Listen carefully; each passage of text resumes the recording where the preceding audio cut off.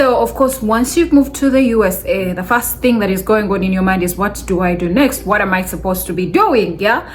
And like I've mentioned in my previous videos, your host will either make you or break you. You need a backup plan, and best believe it can be hard, because it's hard. It's really hard to navigate life and to figure out things in a country that you've not lived before, in a country where you've not been before, in a country that you've only seen on TV, in the movies. Yeah. So in this video, I'm going to be sharing with you what you can do once you reach the United States as an immigrant. For those of you who are seeing my face for the very first time, my name is Rachel Agasha. I'm an immigrant from Uganda. I won the DV lottery in 2021. I moved to the United States of America in August 2022. And on the channel, I share about America in its entirety. I share my experiences. I share the things that I wish I knew. I share the things to just help someone out there who is coming into this country like me. Yeah, you do not know what to do, you do not know how to begin, so I share information to help people navigate in this country. I also share my challenges. I share the things that I did that I should never have done.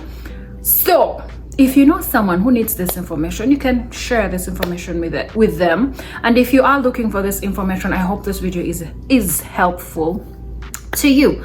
So like I said earlier, I share entirely from my experience. Yeah, if you're watching this video and you've lived through the same situation or lived in this country and figured and done things differently, don't feel the need to attack me. Just type your opinion in the comment section. Bottom line is, we're helping someone out there who needs to know how to do life in the United States, and they're in this country for the first time. Yeah, so like I said, we're going to be talking about the things that you do or you should do when you reach this country. Of course, when you get here, so much is happening. You're jet lagged, you're very tired because it's a very long journey. Depending on how many stops that you make, you are tired. So give yourself the first and second day to like rest. Yeah.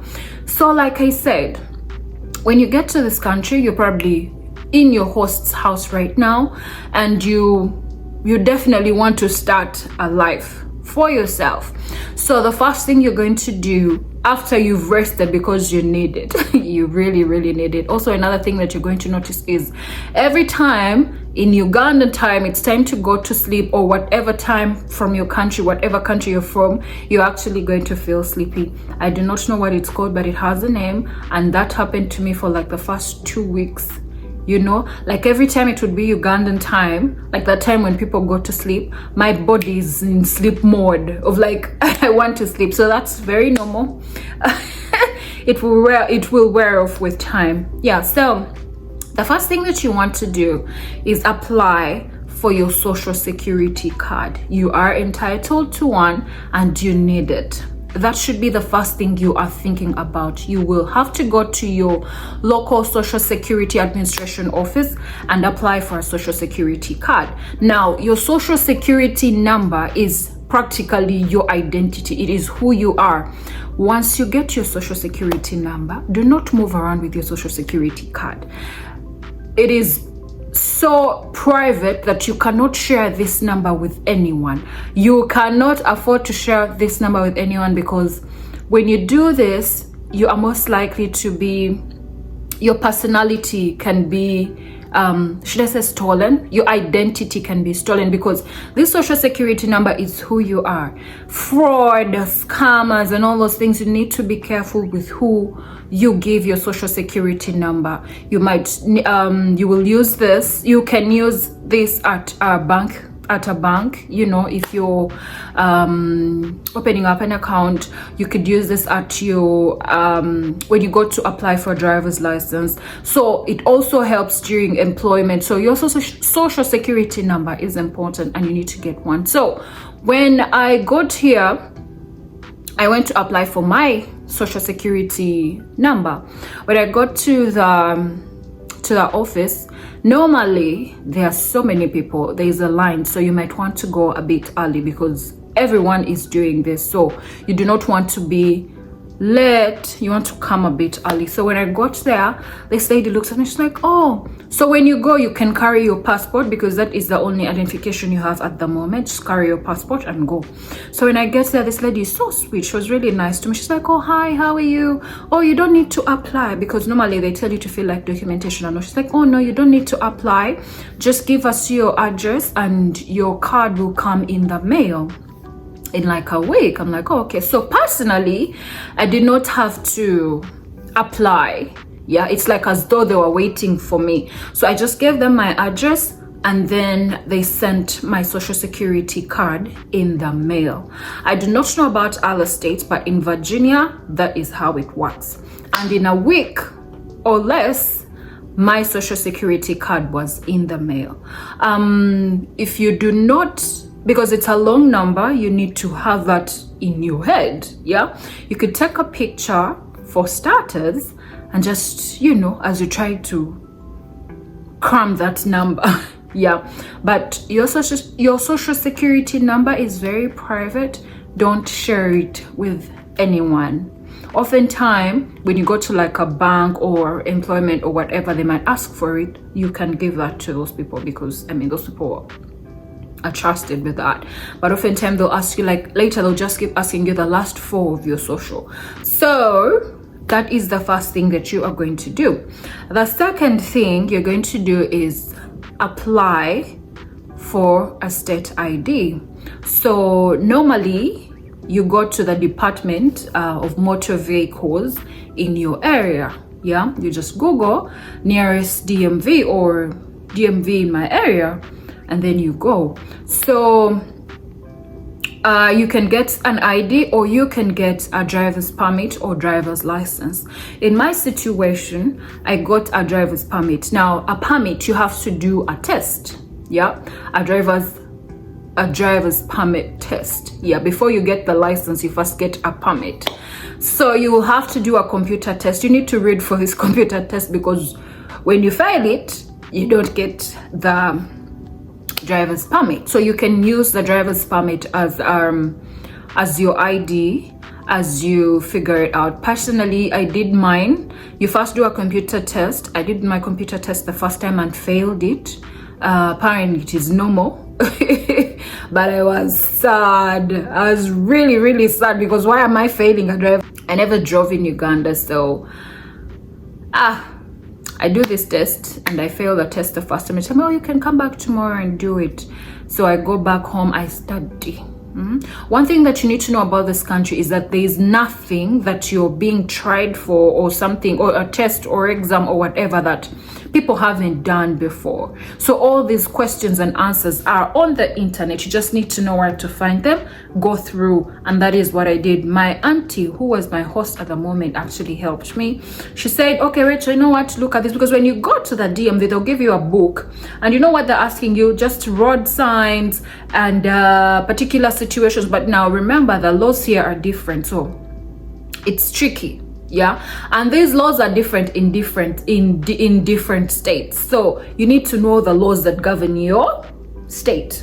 So I went through, I tested myself and went. So the first test, you have to pass all of the questions that you asked. Yeah, then that leads you to another test. In this second test, you are only allowed to fail 3 questions.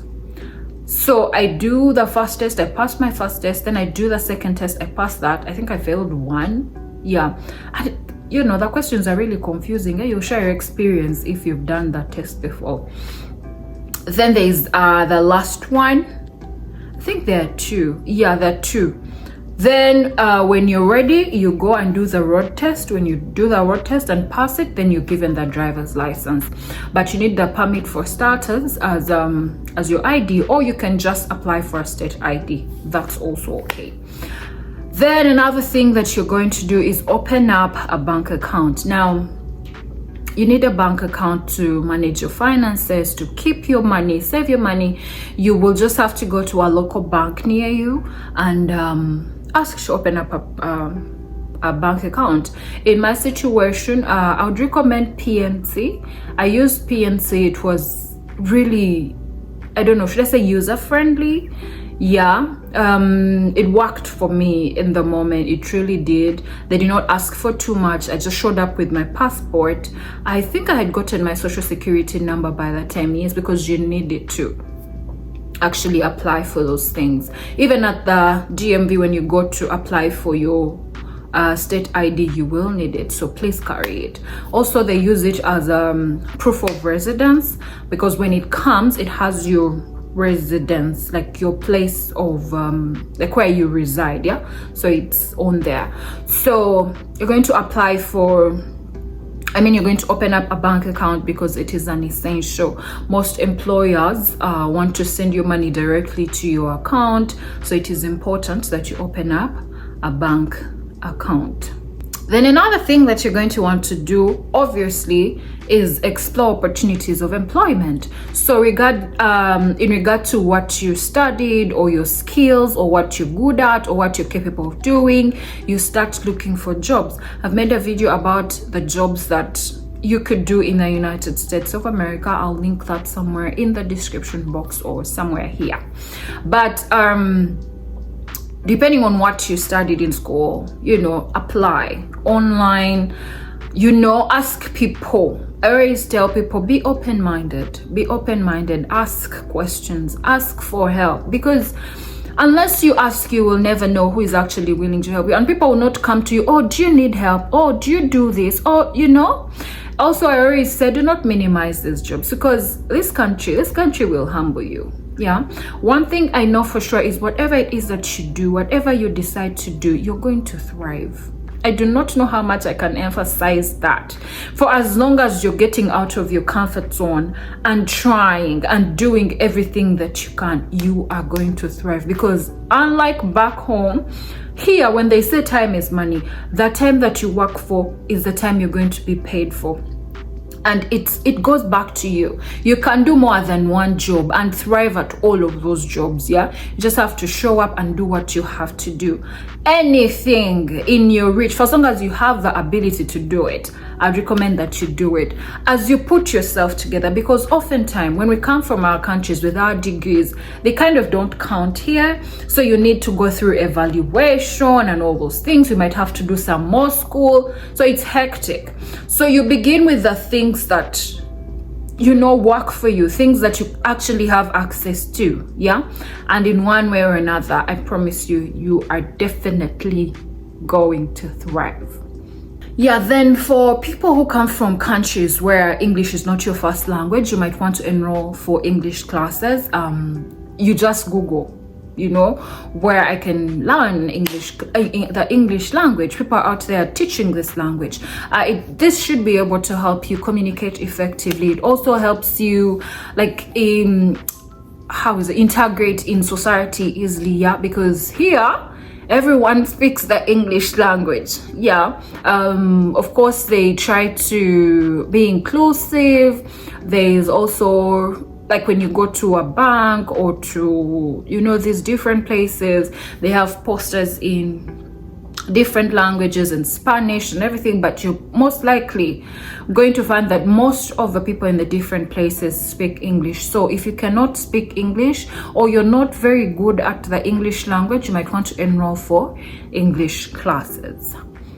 Yeah, then another thing you want to do is learn about the laws and regulations of your area or your state. Yeah, so I learned in those days, I learned that now, like if you're driving, there are different lanes for different drivers. Yeah, if you're like a learner, or you're old, or you're not very sure of what you're doing, there is a particular lane for you. In fact, if you're driving in this lane where you're not supposed to be driving, you can actually be arrested. So these are laws that are in place that you need to know, because you don't want to be caught on the other side of the law. As an immigrant, why are you breaking the law? And ignorance is not a defense. They expect that you know these things. Yeah, so learn the norms, the cultures, the things that people do and not do in this particular area where you live. Just try to fit in. Yeah, it is okay to stand out, but these other things, try to fit in. to make your stay much easier, because once you're in a situation that is wrong, it's more depressing. There's something about this country. You are on your own, and the last thing you want is to be in a situation where you're going to be even more alone. I know that the people in our lives, people who talk to us, people who do all these things for us, but you have to have your own back. Like, at the end of the day, please make friends and all those things, but you have to be as strong can be, because you are on your own. Best believe you are on your own, but you got this. Then another thing you would want to do is explore community resources, because in different areas there's different organizations, different people, immigrant centers. These guys can help with health services, they help with housing services, they help with food. So you do not have to feel alone. Yes, you might be by yourself, but research. Community centers, you can go there. People do different activities there. You can get involved in some volunteer work to help you get your mind off of things, because I know oftentimes you're lost in your head and you're trying to understand what to do. You're trying to figure out the things to do, but just research around. Normally these guys help with law related issues, they help with food, they help introduce you to people, they help you connect to different people and help you in all these ways. So do not feel the need to lock yourself up in your room and figure things out on your own. No. Also, do not be in one place, because the opportunities are out there, they're not in your room. Use your internet as much as you can, because unlike back in our African countries, here most of the opportunities are actually online. So I hope this video helps you one way or another. If you have any questions, leave them in the comment section. If there's any video that you want me to make about, if there's anything that you want me to make a video about, be sure to leave it in the comment section as well. And please be sure to subscribe to the channel, leave a like for the video, and if you have anything to say, leave it in the comment section. I'll see you in our next video. Take care and stay safe. Bye bye.